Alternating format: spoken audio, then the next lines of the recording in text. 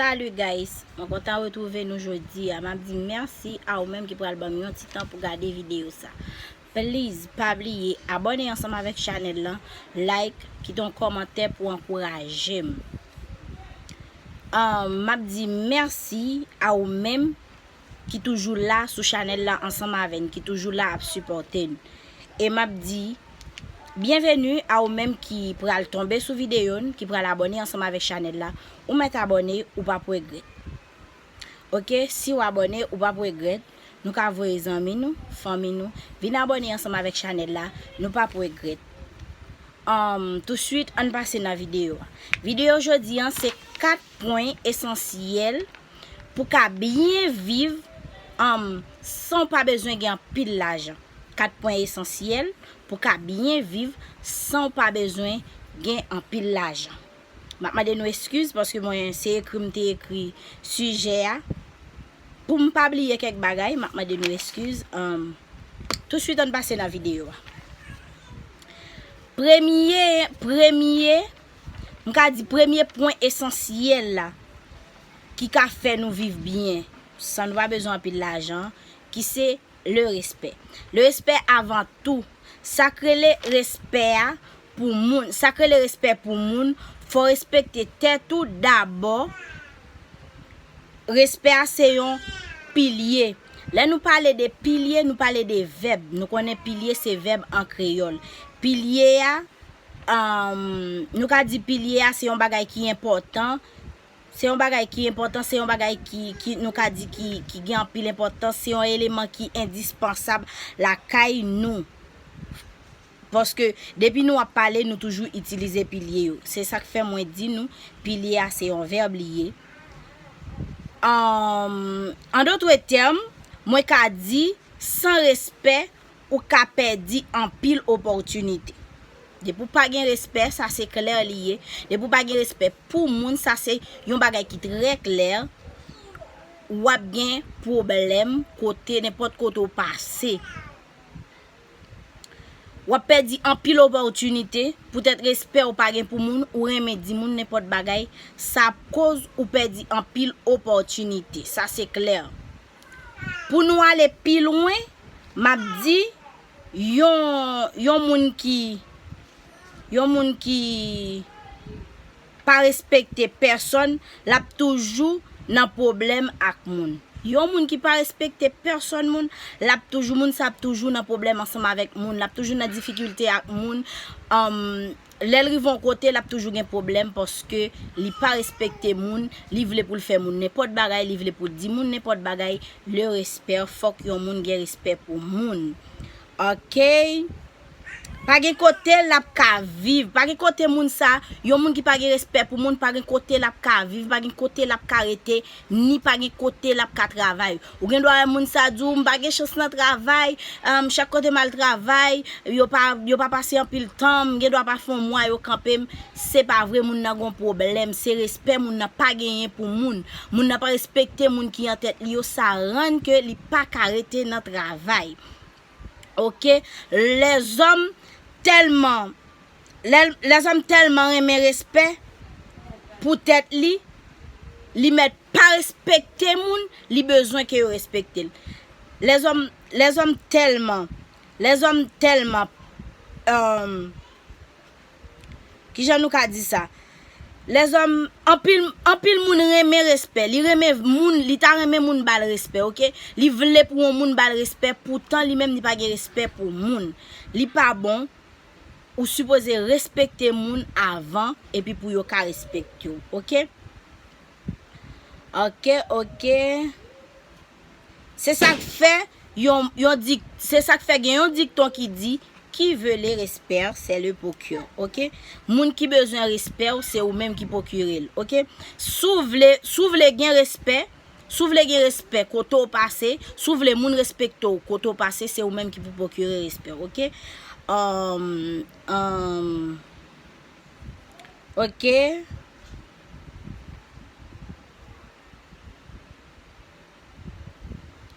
Depuis on moun gen respect pour moun, tout koto passé, ou a toujours jeune moun qui dit ti dame ça ou bien jeune homme ça, wow, lycée on moun tant que li son moun ki gen respect pour moun. Li si yon moun qui gen respect pour moun. Wap jeune y ap di soit ti dame ça ou bien jeune homme ça. Moi mes tempérament lui parce que li gen en pile respect pour moun.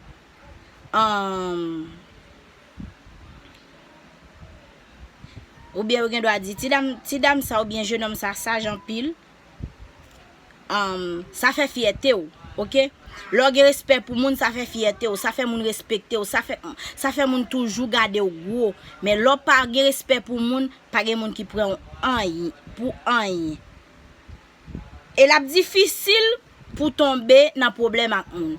Depuis ou gen respect pour moun, la très difficile pour tomber dans problème avec moun. OK, la très difficile pour un problème avec moun. Et tout côté au passé, y a vraiment y a envie bon job.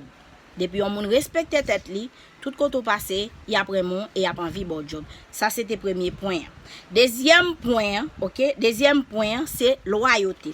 Loyauté a son bel bagay lié. À la belle bagay toujours les yon moun loyal. Li toujours important les yon moun loyal. C'est un bagay qui très important les yon moun gen loyauté la kay li, OK? Les yon moun loyal. Moun sa wap wè li yon jan intègre. Wap wè depuis yon moun loyal li son moun qui intègre dans tout ça la fait. Moi ka di ou ka fait moun sa confiance, OK? Ou ka fait moun sa confiance avec affaire ou. Parce que depuis li dit oui, c'est oui, li dit ou non, c'est non. Depuis yon moun loyal, c'est yon moun qui honnête ensemble avec tête li, OK? C'est yon moun qui honnête ensemble avec tête li. C'est yon moun qui depuis ouais li dit oui pour un bagay, tant que yon moun nous ka prendre exemple de yon moun qui loyal. Si par exemple que moun sa ou bal régler yon bagay pour par exemple, ou tabay moun sa régler yon bagay important pour ou bien ou tabay moun sa yon kob ba yon moun pour et puis son pas régler kob la te en plus, OK? Kob la te en plus, moun sa li pa la bay moun nan kob la. Premièrement, la bay moun nan kob la te bay la. Et l'elle règle li wel en plus, la pote sakte en plus sou li bay parce que moun sa li respecte tête li. Non. OK? Si ou c'est un moun kon sa, wap viv sans problème et wap toujours joindre moun sous chemin.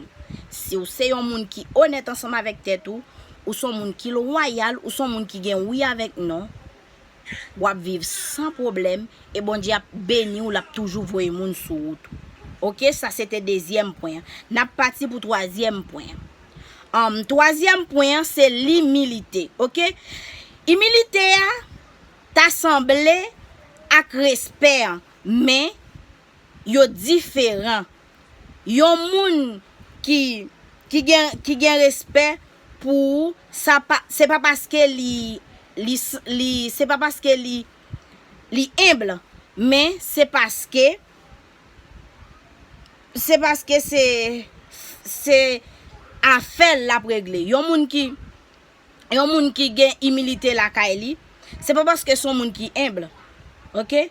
Yon moun qui gen respect di. Yon moun qui gen respect la kay li, ça pas veut dire c'est yon moun qui humble. Moun nan gen doit respecter moun pourtant li pas humble. OK? C'est pas moun nan gen doit régler affaire et puis li montre li gen humilité la kay li pourtant menti, c'est affaire pas la régler. OK? Mais c'est parce que respect à l'égard de ou même. OK? C'est affaire la régler mais c'est pas imblibé, c'est parce que li gen affaire la régler envers ou même. Humilité c'est yon bagay ou genyen tout naturellement. OK? Humilité a son bagay ou genyen tout naturellement. La caillou. Humilité son bagay qui vient tout naturellement, nous ka dit son bagay qui vient de Dieu. OK? C'est un bagay qui vient de Dieu. Yon moun gen la caille. C'est pas yon bon bagay ou force fait. Humilité, l'organe la caillou, c'est pas un bagay ou a forcé fait, mais c'est un bagay qui vient tout naturel la caillou. Pi gros geste yon moun qui humble ka fait, c'est demander yon moun pardon. Yon moun qui humble, l'a toujours prêt pour demander pardon. Même que c'est pas lui même qui en tort, OK? Même que tort a pas saute dans lui même, il toujours prêt pour demander pardon parce que yon moun qui humble pas remet discussion. Yon moun qui humble, li pas remet dans dispute, li pas remet dans discuter ensemble avec moun, OK? Li pas remet dans discuter, li toujours prêt pour demander pardon pour ça pas aller plus loin parce que li pas vle dans discussion ensemble avec moun. OK? Qui jon pral wè si yon moun humble? Pa yon moun nou ka di kon ça, yon moun qui humble pa jam lever tête li bien haut. Yon moun qui humble pa lever tête li, pa lever tête li avec comme ka di ça, li pa lever tête li à un niveau élevé dans style pour la fête jolet pour tête li. OK? Yon moun qui humble, c'est pas un moun qui moun ça pas nan fait jolet pour tête li pour la dire oh je suis ceci, je suis cela, je suis ce l'autre bon. Yon moun qui humble, ou après ça nan li la vini tout naturellement. Depuis moun n'a parlé en face ou bien geste li a montre que humble, mais c'est pas un moun qui pral faire jolet pour tête li parce que nan fait jolet pour tête li ça li ke doit joindre un moun qui raïl qui nan là moun m'ka di le moun jolé li pas bon pour moun nan. Raison pour laquelle nan fait jolé ou gen doit faire jolé pour tête ou ap vanter tête ou comme ça yon moun gen doit faire mal nan fait jolé pour tête ou. C'est ça que fait le moun humble li bon pour lui. Ça c'était troisième point. Quatrième point, c'est estime de soi. L'estime de soi li même si ou pas gen tout ça me saute parler là yo.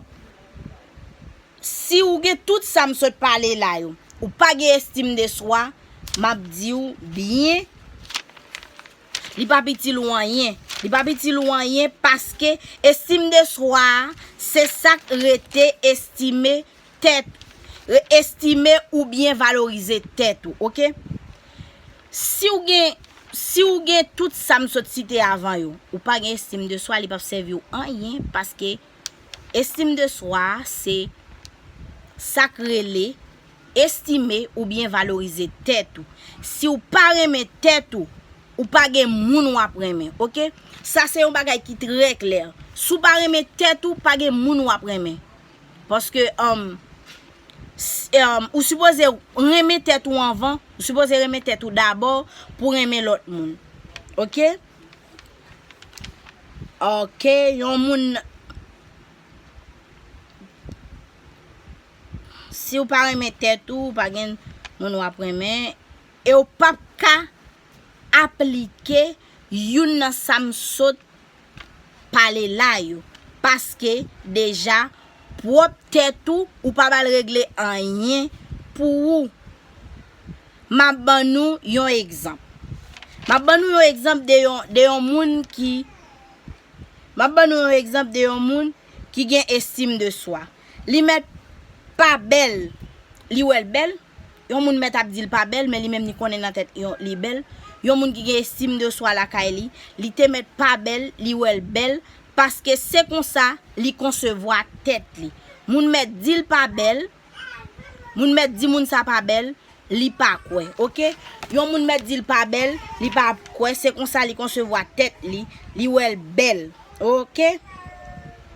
Mais même li même ni ou elle belle, OK?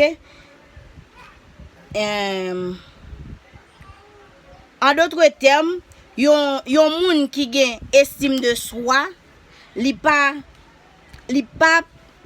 périodil yon bagay négatif pendant ce temps, c'est pas vrai. Li pa kier parce que il gen tan konnen dans tête li c'est pas vrai. Yon moun qui gen estime de soi la kay li pa pe pour yo di n'importe bagay de li parce que il gen tan konnen ça yo di c'est pas vrai. OK? C'était 4 points essentiels ça yo moi te porté pour nous jodi a appliquer ou à vivre tranquille parce que